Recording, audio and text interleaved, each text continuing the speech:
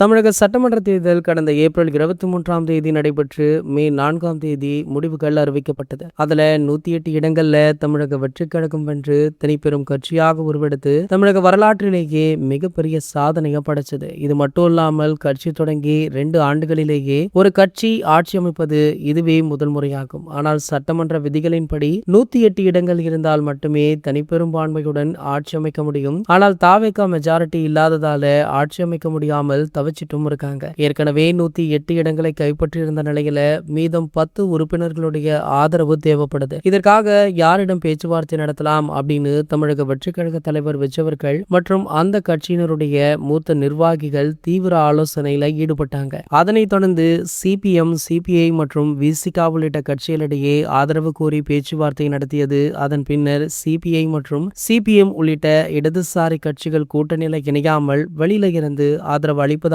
அதிகாரப்பூர்வமாக அறிவிச்சாங்க. ஏற்கனவே திமுக கூட்டணியிலிருந்து காங்கிரஸ் விலகிய நிலையில 5 உறுப்பினர்களும் இடதுசாரிகள் கட்சிகளும் இருந்து 2 உறுப்பினர்களை சேர்த்தாங்க. அதன்படி பாத்தீங்கன்னா 112ஆக தாவேகா பெரும்பான்மை உயர்ந்தது. இதனைத் தொடர்ந்து 2 முறை ஆளுநரை சந்தித்த விஜயவர்கள் ஆட்சி அமைக்க உரிமை கோரினாரு. ஆனால் ஆளுநர் அவர்கள் பெரும்பான்மை இருந்தால் மட்டுமே ஆட்சி அமைக்க முடியும் அப்படின்னு சொல்லிட்டாரு. இதற்கிடையே திமுக, அதிமுக உள்ளிட்ட திராவிட கட்சிகள் விஜயவர்களுக்கு எதிராக கூட்டணி அமைக்க போவதாக செய்திகளுமே பரவச்சு. ஆனால் அது வெறும் வதந்தி தான் அப்படின்னு அந்த கட்சிகளுடைய தரப்புல இருந்தே அதிகாரப்பூர்வமாக அறிவிக்கப்பட்டது. இறுதியாக பாத்தீங்கன்னா விடுதலை சிறுத்தைகள் கட்சிகள் தளபதி விஜயவர்களுக்கு ஆதரவு கொடுத்து இன்று தளபதி விஜயவர்களுமே முதல்வராக பதவியேற்க உள்ளார். இந்த பதவியேற்பு விழா இன்று காலை 10 மணிக்கு ஆரம்பமாக உள்ளது. இந்த விழாவில் பல முக்கிய பிரபலங்களுமே கலந்து கொள்ள இருக்காங்களா. இந்த நிலையில பாத்தீங்கன்னா தளபதி விஜயவர்களுடைய தரப்புல இருந்து அவருடைய மகனான ஜேசன் சஞ்சய் அவர்களும் இந்த சிறப்புமிக்க விழாவில் கலந்து கொள்ள உள்ளார் அப்படின்ற தகவல் ஒட்டுமொத்த தளபதி ரசிகர்களையுமே